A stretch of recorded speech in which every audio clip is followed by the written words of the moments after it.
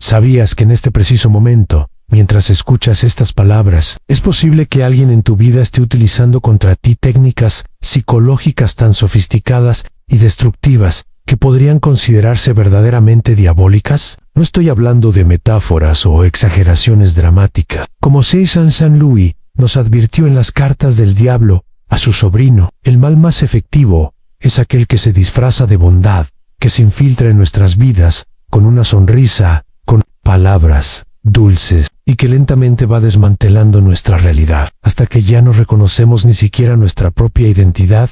Durante mis años de estudio sobre la naturaleza humana y la psicología del mal, he descubierto que existe una clase particular de personas que operan con una precisión quirúrgica para destruir a otros. No lo hacen con violencia física evidente, sino con algo mucho más sutil y devastador, a la manipulación sistemática de la realidad. Son los narcisistas patológicos, y sus métodos son tan efectivos que muchas de sus víctimas ni siquiera se dan cuenta de lo que está sucediendo hasta que es demasiado tarde.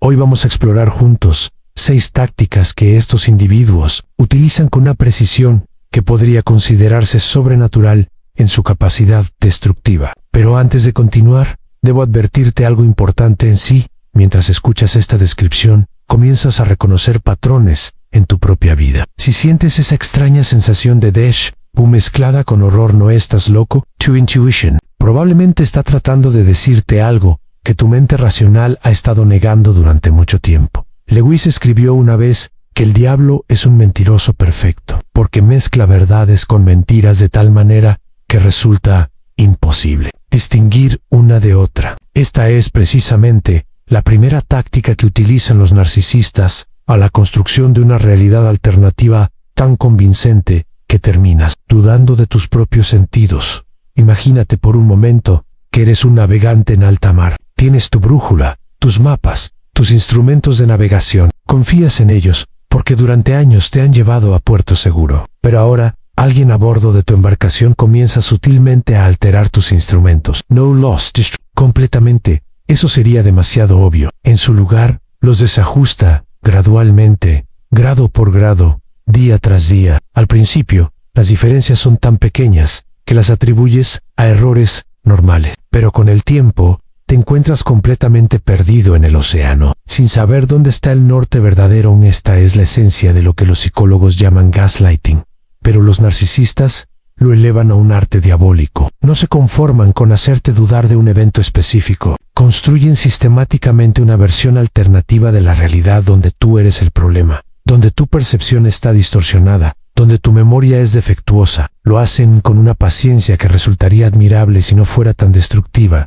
Recuerdo el caso de una mujer que me contó cómo su ex esposo logró convencerla durante 5 años de que ella padecía una enfermedad mental grave. Todo comenzó con pequeñas contradicciones. Ella recordaba haber puesto las llaves en un lugar, pero él insistía en que las había dejado en otro. Al principio, ella simplemente pensó que se había equivocado, pero estos errores se volvieron más frecuentes. Él comenzó a mover objetos del lugar y luego a expresar preocupación por su confusión mental. Gradualmente, introdujo la idea de que quizás necesitaba ayuda profesional. En la manipulación fue tan gradual y sistemática que ella comenzó a cuestionar su propia cordura. Empezó a tomar notas de todo, a grabar conversaciones en secreto, porque ya no confiaba en su propia memoria. El punto de quiebre llegó cuando descubrió que él había estado mezclando pequeñas dosis de medicamentos para dormir en su café matutino, lo suficiente para causar confusión y fatiga, pero no lo suficiente para ser detectado fácilmente.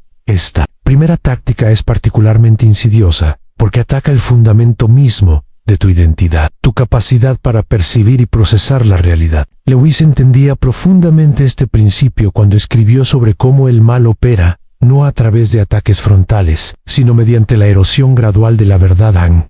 La segunda táctica es igualmente devastadora y se relaciona directamente con lo que Lewis llamaba el orgullo espiritual invertido. Los narcisistas son maestros en lo que podríamos llamar la triangulación emocional. Esta táctica implica la introducción sistemática de terceras personas en la relación para crear celos, inseguridad y competencia. Pero aquí viene lo verdaderamente diabólico. No lo hacen de manera obvia. Un narcisista sofisticado nunca te dirá directamente estoy interesado en otra persona. En su lugar, crean situaciones donde tú llegas a esa conclusión por ti mismo, donde tú te conviertes en el Saloso Irrational de la historia.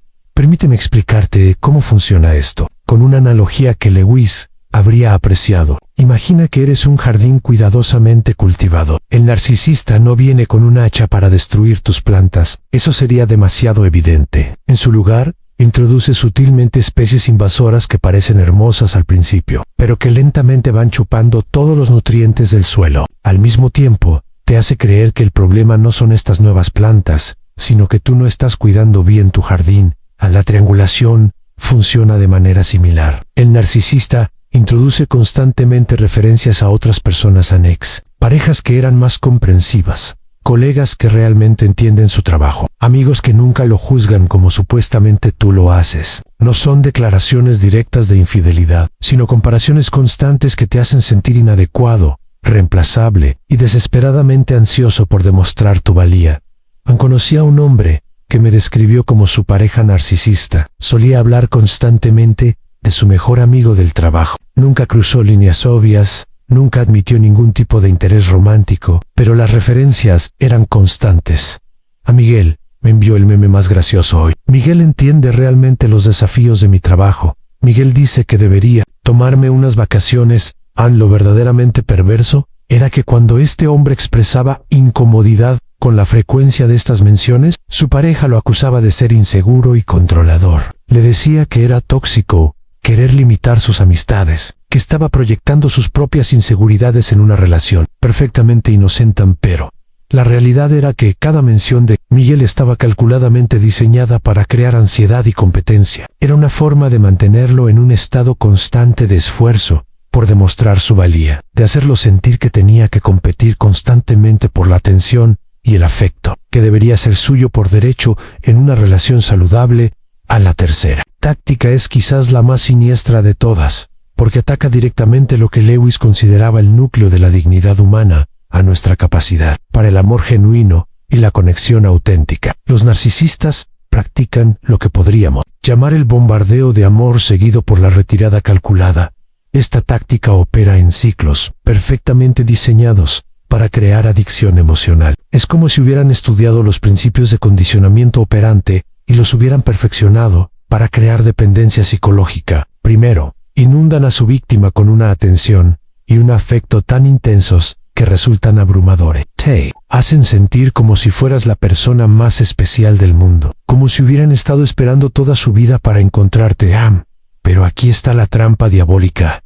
Toda esa atención no es genuina. Es un anzuelo emocional diseñado para engancharte tan profundamente que estarías dispuesto a hacer cualquier cosa para recuperar esa sensación. Cuando inevitablemente la retiren, a Lewis escribió sobre cómo el diablo nunca ofrece placeres genuinos, sino falsificaciones tan convincentes que las confundimos con la verdad hasta que es demasiado tarde. El bombardeo de amor del narcisista es exactamente esto, en una falsificación del amor genuino tan convincente que crea una adicción psicológica profunda. Durante la fase de bombardeo, te envían mensajes constantes, te planifican citas elaboradas, te dicen exactamente lo que más necesitas escuchar, te hacen sentir comprendido de una manera que quizás nunca habías experimentado antes. Es intoxicante y está diseñado para hacerlo. Paro entonces, sin previo aviso, todo cambia. Los mensajes se vuelven esporádicos, las citas se cancelan, la atención se desvía hacia otras cosas, otras personas, y lo más cruel es que cuando preguntas qué ha cambiado, te dicen que estás siendo necesitado o demandante. Recuerdo la historia de una joven que me contó cómo su novio narcisista solía enviarle cientos de mensajes al día durante los primeros meses de su relación. La llamaba su alma gemela, le decía que nunca había conocido a alguien que lo entendiera tan profundamente. La llevaba a restaurantes caros, le compraba regalos sorpresa, la presentaba a todos sus amigos como el amor de su vida, pero después de 6 meses, todo comenzó a cambiar gradualmente. Los mensajes se redujeron a unos pocos al día, luego a unos pocos a la semana. Cuando ella preguntaba si todo estaba bien, él le decía que estaba siendo pegajosa y que necesitaba espacio para respirar. La acusaba de ser insegura cuando ella expresaba su confusión por el cambio tan drástico en su comportamiento. Lo que ella no entendía en ese momento era que todo había sido calculado desde el principio. El bombardeo inicial no había sido expresión de amor genuino, sino una inversión estratégica diseñada para crear dependencia. Una vez que esa dependencia se estableció, él tenía el control total. Podía retirar su atención a voluntad, sabiendo que ella haría cualquier cosa para recuperarla. Esta táctica es particularmente efectiva porque explota una necesidad humana fundamental, nuestra necesidad de conexión y amor. Como Lewis observó, nuestros deseos más profundos pueden convertirse en nuestras mayores vulnerabilidades cuando son explotados por aquellos que no comparten nuestra capacidad. Para el amor genuino, a la cuarta táctica que utilizan estos individuos es lo que podríamos llamar la proyección sistemática de la culpa. Lewis escribió extensamente sobre cómo el mal opera, invirtiendo las categorías morales, haciendo que lo malo parezca bueno y lo bueno parezca malo. Los narcisistas son maestros de esta inversión, y la proyección es su herramienta principal. En la proyección no es simplemente culpar a otros por tus errores, es un proceso mucho más sofisticado y destructivo. Implica atribuir sistemáticamente a la víctima precisamente aquellos defectos y comportamientos que caracterizan al propio narcisista. Es como si tomaran un espejo y lo voltearan, reflejando hacia ti todos sus propios defectos morales y psicológicos. Así, el narcisista es infiel. Te acusará constantemente de serle infiel. Si minti compulsivamente, te dirá que eres un mentiroso. Si manipula situaciones para su beneficio, te acusará de ser manipulador. Si es incapaz de empatía genuina, te dirá que eres egoísta y que solo piensas en ti mismo. Esta táctica es devastadoramente efectiva, porque opera en múltiples niveles simultáneamente. Primero, desvía la atención de su propio comportamiento. Segundo, te mantiene constantemente a la defensiva, gastando tu energía en defenderte de acusaciones falsas, en lugar de examinar su comportamiento. Tercero, y quizás más insidiosamente, comienza a hacerte dudar de tu propia naturaleza moral. Conocí a una mujer cuyo esposo narcisista la acusaba constantemente de ser egoísta, porque ella expresaba necesidades básicas en la relación. Cuando ella pedía que pasaran tiempo juntos, él le decía que era egoísta, porque no consideraba sus necesidades de trabajo. Cuando ella expresaba dolor por sus comentarios hirientes, él la acusaba de ser egoísta, porque estaba haciendo todo sobre ella, en lugar de entender su estrés.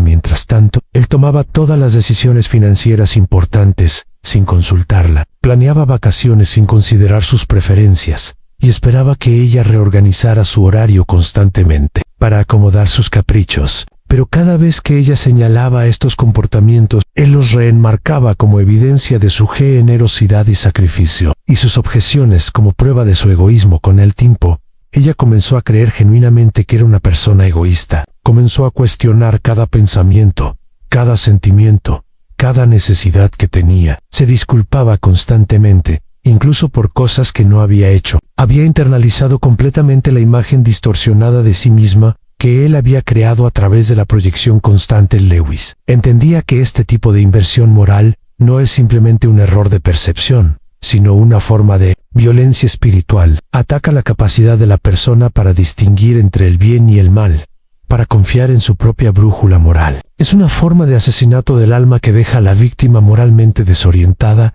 y psicológicamente dependiente del agresor para definir la realidad. La quinta táctica es quizás la más cruel porque explota nuestra capacidad humana más noble, nuestra capacidad para el perdón y la compasión. Los narcisistas se convierten en maestros de lo que podríamos llamar el ciclo del abuso emocional, disfrazado de vulnerabilidad. Esta táctica implica alternar sistemáticamente entre comportamientos abusivos y momentos de aparente vulnerabilidad y arrepentimiento. Pero aquí está lo verdaderamente diabólico. La vulnerabilidad es completamente calculada, diseñada específicamente para manipular tu compasión y mantenerte atrapado en el ciclo. Lewis escribió sobre cómo el orgullo puede disfrazarse de humildad, y esta táctica es un ejemplo perfecto de ese principio. El narcisista aprende exactamente qué botones emocionales presionar para activar tu compasión. Aprende tu historia, tus traumas, tus inseguridades, y luego usa esa información para crear narrativas de vulnerabilidad que resultan irresistibles para tu naturaleza compasiva después de un episodio de comportamiento abusivo, cruel o destructivo. El narcisista no ofrece una disculpa genuina. En su lugar, construye una narrativa elaborada sobre su propio dolor, su infancia difícil, sus traumas pasados, su depresión, su ansiedad. Te cuenta historias desgarradoras sobre cómo su expareja lo lastimó, sobre cómo su familia lo rechazó, sobre cómo el mundo ha sido cruel con él. Y aquí está la trampa. Estas historias pueden ser parcial o incluso completamente verdaderas, pero están siendo utilizadas de manera manipulativa. No son expresiones genuinas de vulnerabilidad destinadas a crear intimidad auténtica. Son herramientas calculadas diseñadas para activar tu compasión y hacer que olvides el daño que acaba de causarte. Recuerdo el caso de un hombre que me describió como su novia narcisista solía tener explosiones de ira terribles, gritándole, insultándolo, destruyendo sus pertenencias, pero invariablemente, unas horas después, ella vendría a él llorando, contándole sobre cómo su padre abusivo solía gritarle de la misma manera, sobre cómo tenía miedo de convertirse en él, sobre cómo él era la única persona que realmente la entendía y la ayudaba a ser mejor. Estas confesiones vulnerables eran tan convincentes, tan desgarradoras, que él se encontraba consolándola en lugar de procesando su propio trauma por el abuso que acababa de recibir. Cada ciclo lo dejaba más confundido,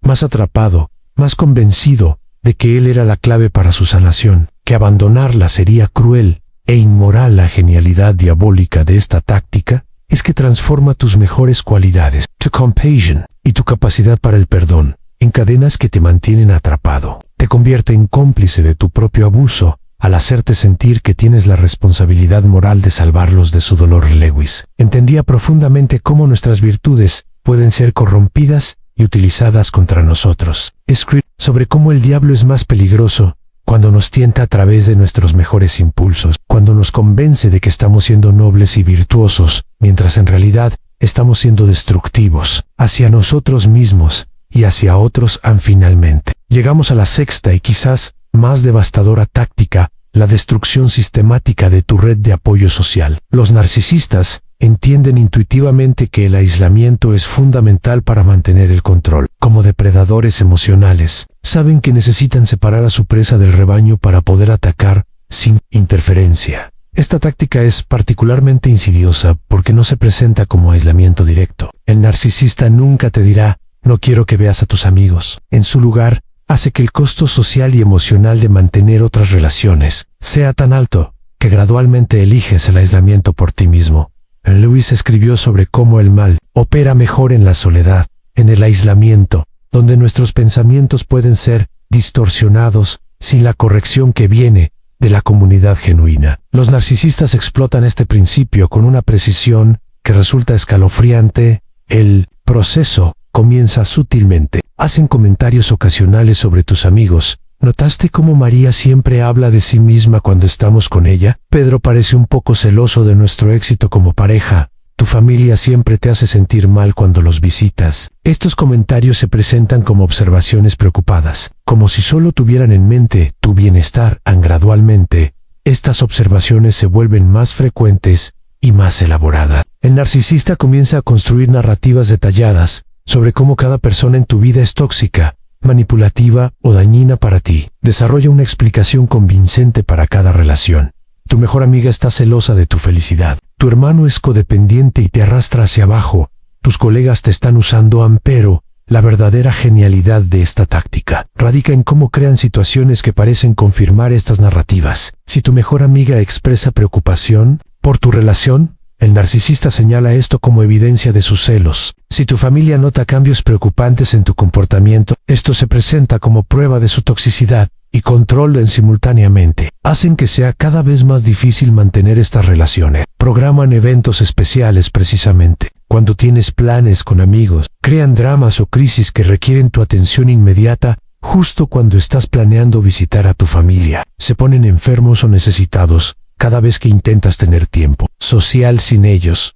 Conocí a una mujer que me describió cómo perdió gradualmente contacto con todos sus amigos. Durante una relación de 3 años, con un narcisista al principio, él simplemente parecía un poco incómodo en situaciones sociales. Luego comenzó a hacer comentarios sobre cómo sus amigos no lo entendían, sobre cómo se sentía juzgado cuando estaban todos juntos. Gradualmente, ella comenzó a tener menos reuniones grupales para evitar la incomodidad. Cuando sí veía a sus amigos sola, él invariablemente tenía algún tipo de crisis o emergencia que requería que ella regresara a casa temprano. Sus amigos comenzaron a percibir el patrón y expresaron preocupación, pero él reenmarcó estas expresiones de preocupación como evidencia de que no querían que ella fuera feliz al final del proceso. Ella se encontró completamente aislada, dependiendo únicamente de él para validación emocional, compañía social y perspectiva sobre Larry. Había perdido no solo a sus amigos, sino también su capacidad para verificar de forma independiente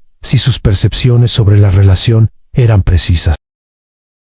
Este aislamiento sirve múltiples propósitos estratégicos para el narcisista. Primero, elimina fuentes externas de perspectiva que podrían ayudar a la víctima a reconocer patrones abusivos. Segundo, hace que la víctima dependa completamente del narcisista para validación social y emocional. Tercero, crea una situación donde dejar la relación parece imposible porque no hay red de apoyo a la cual regresar. Lewis entendía que los seres humanos no están diseñados para vivir en aislamiento. Somos criaturas sociales que necesitamos comunidad no solo para nuestro bienestar emocional, sino para nuestra salud psicológica y espiritual. El aislamiento nos hace más vulnerables a toda forma de manipulación y control, porque perdemos la perspectiva externa que nos ayuda a mantener un sentido claro de la realidad y de nosotros mismos. Después de explorar estas 6 tácticas demoníacas, es importante entender que reconocer estos patrones es solo el primer paso. Lewis nos enseñó que el conocimiento del mal por sí solo no nos protege de él. Debemos desarrollar la fortaleza espiritual y emocional para resistir su influencia. Si has reconocido algunos de estos patrones en tu propia vida,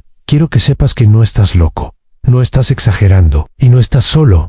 El primer paso para liberarte es reconocer que estos comportamientos no son accidentales, no son resultado del estrés o la dificultad y no van a mejorar con más amor, comprensión o paciencia de tu parte. Son tácticas deliberadas utilizadas por individuos que, por razones que pueden ser complejas y multifactoriales, han perdido la capacidad para la empatía genuina y la conexión auténtica. Lewis escribió que el diablo siempre envía errores, en pares, extremos opuestos. Un extremo sería negar completamente la existencia de este tipo de manipulación sistemática, atribuir todo a malentendidos o problemas de comunicación. El otro extremo sería ver narcisismo patológico en cada conflicto relacional o dificultad interpersonal.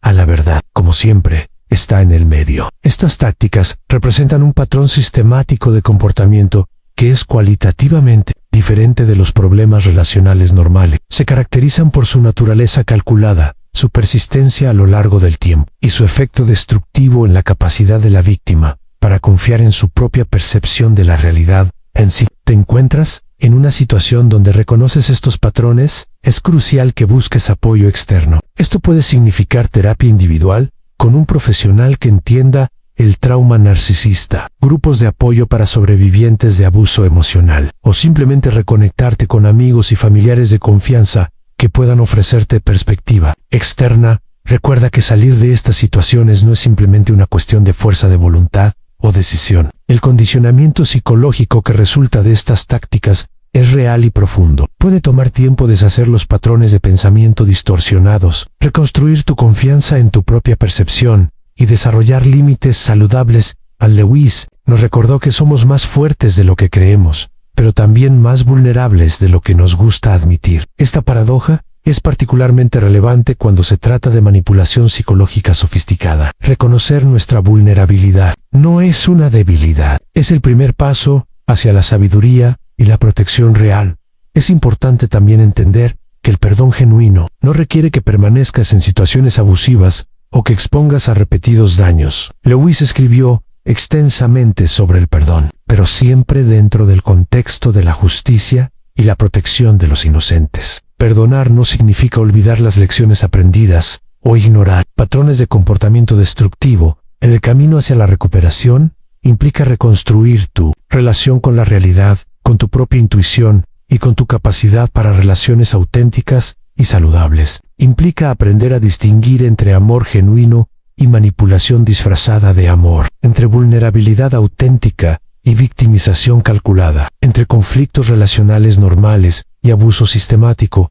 También implica desarrollar lo que Lewis habría llamado discernimiento espiritual, la capacidad para reconocer el bien y el mal en sus formas más sutiles. Este discernimiento no surge de la paranoia o la desconfianza general, sino de una comprensión profunda de la naturaleza humana y de los principios que rigen las relaciones saludables a las relaciones auténticas. Se caracterizan por el respeto mutuo, la reciprocidad emocional, la consistencia entre palabras y acciones, y la capacidad para el crecimiento conjunto. Implican espacio para el desacuerdo sin temor al castigo emocional, la capacidad para expresar necesidades, sin ser etiquetado como necesitado, y la libertad para mantener tu identidad individual dentro del contexto de la conexión en sí. Ha sido víctima de estas tácticas. Es importante que entiendas que tu capacidad para el amor, la confianza y la conexión auténtica no está permanentemente dañada. Lewis creía profundamente en la capacidad humana